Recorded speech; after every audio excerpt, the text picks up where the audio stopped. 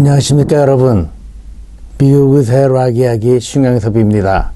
여러분, 지난 성탄절 잘 보내셨습니까? 저는 크리스마스 선물을 큰 걸 두 가지 받았습니다. 우선은 제가 크리스마스 바로 직전에 COVID-19 예방주사를 맞았죠. 두 군데 병원의 응급실에서 일하는 저로서는 이제 조금 안심해도 될 것 같습니다. 또 한 가지의 제게 성탄 선물은 제 와이프가 이렇게 털실 장갑을 짜줬는데 손끝이 나옵니다. 그래서 전화로 카톡도 할 수 있고 장갑을 낀 채로 키보드도 칠 수 있으며 더욱이 제가 좋아하는 시계, 저는 시계를 늘 밤이나 낮이나 늘 차고 있거든요. 장갑을 끼고도 이 시계가 잘 보입니다. 아마도 전 세계에서 하나뿐인 이 장갑 멋지죠?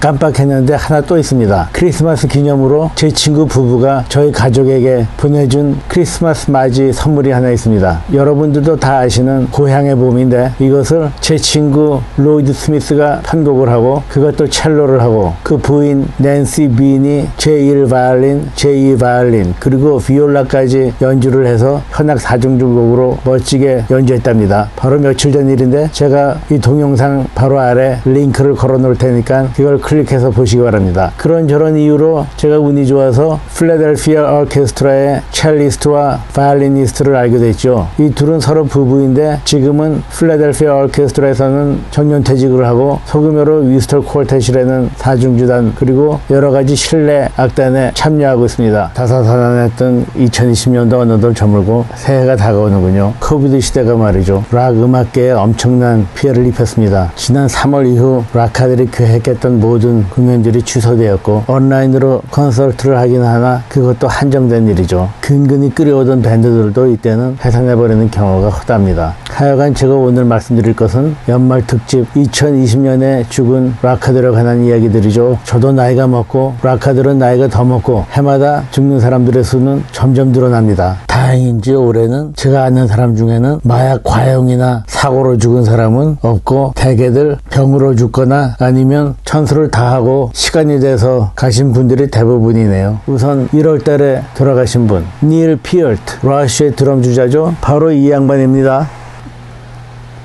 닐 피얼트의 인형이죠. 이것을 닐 피얼트라고 하지 않고 닐 폴트라고 말하는 것은 잘못된 것입니다. 그는 최근 몇 년 전까지도 3인조 밴드 러쉬와 함께 공연 활동을 하다가 그간 지병이었던 소라이리 알소라이리스와 텐디나이리스로 인해서 손목이나 손의 관절을 움직이기가 어려워서 음악계에서 활동을 멈추고 러쉬 밴드 자체가 해산 상태에 들어갔습니다. 그가 죽은 이유는 뇌 종양, 글라이오블라스토마라는 상당히 악성 뇌암이죠. 한번 걸리면 고생만 하고 치료가 없습니다. 결국 빨리 진행돼서 빨리 죽죠. 지금 보시는 거는 러쉬의 음반 파워 윈도우스의 표지인데 그 판화에 3명 러쉬 멤버들이 손으로 사인한 것입니다. 한 20년 전에 러쉬의 활동이 주춤할 때였는데 어느 회사와 계약을 해서 이런 사인한 판화를 한계적으로 판매한 적이 있습니다. 딱 한 번 있었어요. 제가 운이 좋았죠. 러쉬 특히 닐 피얼트는 팬들을 잘 만나주지도 않고 사인도 해주지 않는 것으로 유명합니다. 닐 피얼트는 자기가 죽기 전까지 자서전을 몇 개 내놓았는데 주로 러쉬 밴드나 음악에 관한 것보다는 자기가 살아온 인생 그리고 모럴사이클을 타고 여러 곳을 여행하면서 느낀 것들을 쓴 책이라서 별로 공감이 가지도 않고 재밌지가 않습니다. 그 중에서 로드쇼라는 책이 자기의 음악 생활을 조금 얘기한 것인데 그 책에서도 보면 자기는 팬들을 만나서 사인해주는 것을 하지 않는다는 것을 분명히 말해두고 있습니다. 그 다음 2월 달에 돌아가신 분 랄 메이스. 이 사람은 락커는 아니고 재즈 기타리스트인 팻 메세니 밴드에서 키보드 주자를 오래 했죠. 그는 솔로 앨범 혹은 영화 음악들도 많이 만들었는데 그도 아깝게 60대 중반에 죽고 말았습니다. 제가 가지고 있는 친필 사인 중에서 오른쪽에 보시는 것은 팻 메세니가 그의 최근 밴드 유나이티 밴드라는 멤버들과 함께 찍은 사진의 포스터에 팻 메세니가 사인한 것이고 그 옆 왼쪽에 보시는 것은 윌 메이스의 친필 사인입니다. 3월달 빌 리플린, 아마도 그 이름이 여러분들한테 생소하실 겁니다. 그 전에는 그가 90년대 락 밴드 REM의 멤버였죠. 그는 킹 크림슨에서 드러머와 키보드 두 가지 모두 맡고 있었습니다. 되었습니다. 그가 킹 크림슨에서 스튜디오 앨범에 참여한 적은 제가 알기로는 없고요. 이렇게 순회 공연에만 참여했습니다. 그가 그동안에 무슨 암에 걸렸었나 본데 올해 초에 죽고 말았군요. 4월 달에 돌아가신 분으로서 플로리안 슈나이더. 이분은 70년대에 유행했던 전자음악 컴퓨터 뮤직의 키보디스트였죠. 크라프트베르크는 70년대가 가장 활동적이었고 그 후에 간헐적으로 활동했었습니다. 플로리안 슈나이더. 저는 크라프트베르크를 떠난 지가 오래되고 올여름에 미국에서 오랜만에 그들의 공연이 계획되었었는데 그만 모두 취소되고 말았죠. 4월 달에 돌아가신 분으로 또 잭 닐슨이 있었죠. 그는 퀸의 첫 번째 매니저였습니다. 퀸 멤버들과 당시에 사이가 별로 좋지는 않았지만 퀸을 성공시켰던 장본인이죠. 그는 코비드-19으로 인해서 죽은 것으로 알려져 있습니다. 올해 죽은 사람으로서 밥 쿨릭.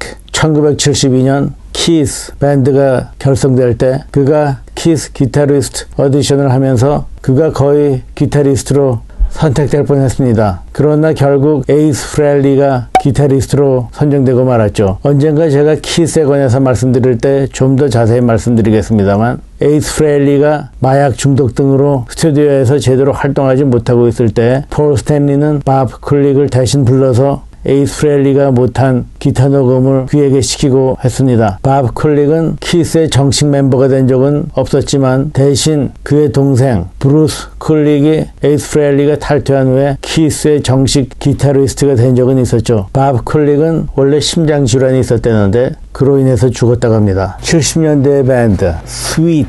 이 밴드를 기억하십니까? 유럽 출신이지만 주로 미국에서 활동했죠. 70년대 후반 그들의 활동 시간은 극히 짧았지만 한국에서도 꽤 인기가 있어서 라디오나 음악 감상실 등에서 자주 들을 수 있었습니다. 그 후 밴드는 인기도 점점 떨어지고 수강 상태에 있었다가 그 후 최근까지도 간헐적으로 활동하고 있었습니다. 인기도 그때 같지는 못하고 큰 공연장이 아니라 작은 공연장, 술집, 바 같은 데서 소규모 관중들을 모아놓고서 공연하곤 하죠. 스티브 프리스트. 그는 그 밴드의 가수이면서 베이스 주자였었는데 이것은 그의 웹사이트에서 구한 것입니다. 그는 6월 달에 죽었다는데 사인은 알려지지 않았죠. 7월 달에 돌아가신 분으로서 피럴 그린, 플리트우드 맥의 창단 멤버입니다. 헤비메탈도 아닌 플리트우드 맥을 지금 얘기하려는 것이 아니고요. 그들의 노래 블랙 매직 워먼, 이 노래를 다들 산타나의 노래로 알고 있고 산타나가 이 노래를 히트시켰는데 그 노래를 만든 사람이 바로 이 피럴 그린이었습니다. 8월 달에 돌아가신 분으로서 마틴 버치. 지난번에 디퍼플 제2기 멤버들의 활동에 대해서 말씀드릴 때 제가 말씀드렸습니다만 그는 디퍼플 마크 2 제2기의 처음부터 70년대에 디퍼플이 해산할 때까지 그리고 그 이후 디퍼플 멤버들의 솔로 멤버들인 레인보우,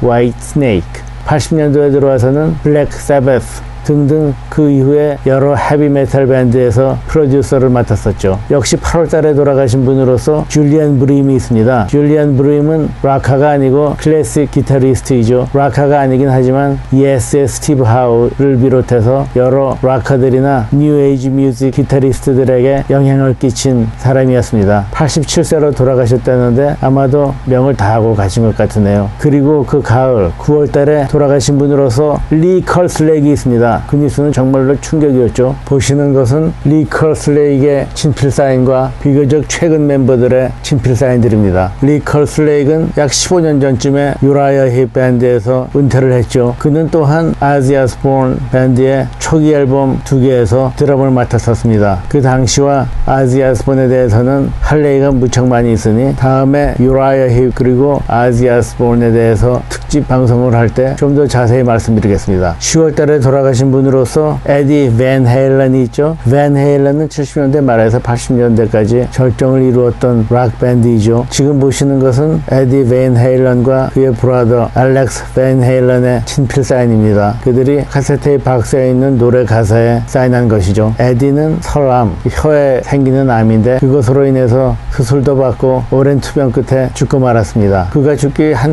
달 전에 밴 헤일런의 창단 멤버 베이시스트였던 마이크 스톤이 죽고 말았죠. 10월 달에 돌아가신 분으로서 골든 해스켈이 있습니다. 그는 킹 크림슨의 초기 앨범 In the Wake of Poseidon 그리고 리저드 이 두 앨범에서 베이스와 노래를 맡았던 사람인데 죽고 말았습니다. 11월 4일 제게 큰 충격의 사건이 하나 있었습니다. 뭐냐면 말이죠. 유라이어 힙 켄 헨슬리가 그날 갑자기 사망했습니다. 여러분, 유라야 힙을 아십니까? 70년대 한국에서도 Easy Living, July Morning 등으로 한때 라디오에서도 음악이 많이 나오고 그랬죠. 지금은 이제 많이 잊혀졌지만 이것이 바로 1973년 월간 팝송에 나온 것입니다. 월간 팝송 오리지널 포스터는 아니고요. 이것이 서커스 매거진에서 나온 것을 월간 팝송에서 복사한 것이죠. 복사한 것이지만 인쇄 상태가 꽤 좋아서 제가 여태까지 가지고 있습니다. 미국까지도 가져오고요. 이 포스터에서 왼쪽에서 두 번째 있는 양반이 아까 제가 말씀드린 드러머 리 컬슬렉이고, 왼쪽에 계신 분 완전히 히피 같은 이분이 켄 헨슬리이죠. 그는 그 밴드에서 키보드, 통기타, 노래, 그리고 그 당시에 히트한 유라야 힙의 노래는 모두 켄 헨슬리가 작곡한 것입니다. 음악 교육을 제대로 받았는지는 의문입니다만 정말로 유능한 음악인이었답니다. 이것이 그의 마지막 앨범인데 제가 그의 웹사이트에서 이걸 구했습니다. 여기에 자기가 친필 설명을 해주고, 제가 여기에다가 유라야 힙이라고 써달라고 했는데 그는 거부하고 그냥 제 이름을 써줬군요. 그는 유라야 힙을 오래전에 그만둔 후 그의 솔로 활동을 미국은 아니고 주로 유럽에서 활동했죠. 원래 영국 밴드니까요. 유라야 힙 자체도 제가 미국에서 두 번밖에 볼 기회가 없었습니다. 미국에 자주 오질 않아요. 주로 유럽에서 인기니까요. 켄 헨슬리는 미국엔 전혀 오지 않습니다. 제가 꼭 한번 보고 싶은 사람이었는데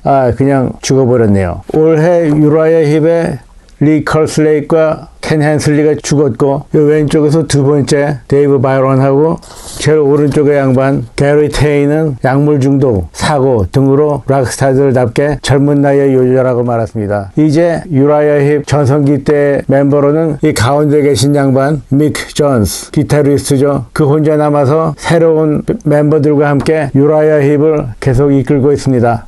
가장 최근에 돌아가신 분으로서 레슬리 웨스트가 있습니다. 60년대 말에서 70년대까지 인기가 있었던 미국의 락 밴드 마운틴, 여러분들 기억하십니까? 헤비 메탈 밴드는 영국에서 딥 퍼플, 블랙 세베스, 레드 제플린이 활동하는 동안 미국에서의 헤비메탈 밴드, 당시의 대표적인 것으로 마운틴이 있었죠. 마운틴은 1969년 우드스탁 페스티벌에도 참여했었습니다. 불행히도 오래 지속되지를 못해서 사람들에게 잊혀진 밴드죠. 밴드의 리더 레슬리 웨스트의 특출한 기타와 스트롱한 목소리로 인해서 헤비메탈과 블루스의 노래를 많이 유행시켰습니다. 한때 레슬리 웨스트가 마운틴이라는 밴드를 떠나서 혼자서 솔로 활동도 하고 그 후에 간간히 활동을 했었죠. 80년대 중반에 마운틴이 재결성했습니다마는 예전에 인기를 되찾지는 못했습니다. 레슬리 웨스트는 비만, 고혈압, 심장병, 당뇨병 등으로 오래 고생했죠. 늘 담배를 피워 식사 조절이 어려운 락밴드의 특이한 생활 환경으로 인해서 드디어 10년 전에 당뇨병 합병증으로 인한 혈전증으로 인해서 다리도 절단하고 말았습니다. 그 후에도 그는 휠체어에 앉아서 간간히 솔로 기타와 노래를 하는 모습을 보여줬는데 3년 전인가 뉴욕의 BB킹 공연장에서 솔로 공연한 것이 아마 제가 알기로는 거의 마지막입니다. 너무나도 형편없이 대충 쇼를 했다고 혹평을 많이 받았죠. 지난주 월요일에 갑자기 심정지가 와서 중환자실에 누워있다가 회복하지 못하고 그 이틀 후에 그냥 죽고 말았습니다. 한편 마운틴의 원래 드러머인 콜 킬레잉이 마운틴이라는 이름으로 지방 공연을 함으로써 근근히 마운틴의 음악을 이끌어가고 있습니다.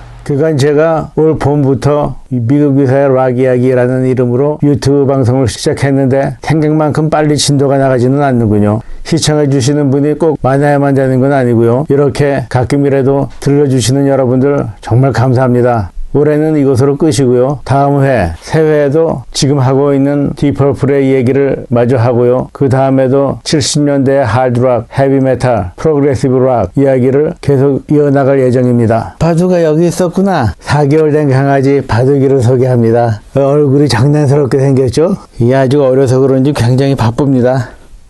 그래, 이제 내려가. 엄마한테 가. 감사합니다, 여러분. 새해 복 많이 받으십시오.